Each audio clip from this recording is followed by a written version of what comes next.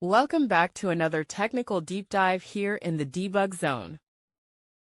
Today we're tackling a big question and breaking it down with insights from other users. Hopefully this clears up some misconceptions and helps you get the answer you need.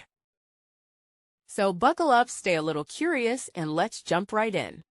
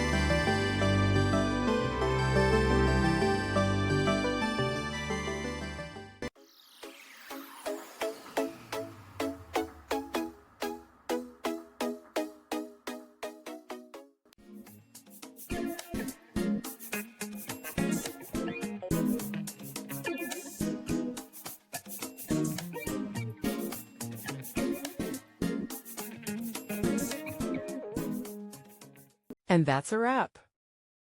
I hope you found the answer you were looking for. If you did, take a second to hit that subscribe button. It really helps out.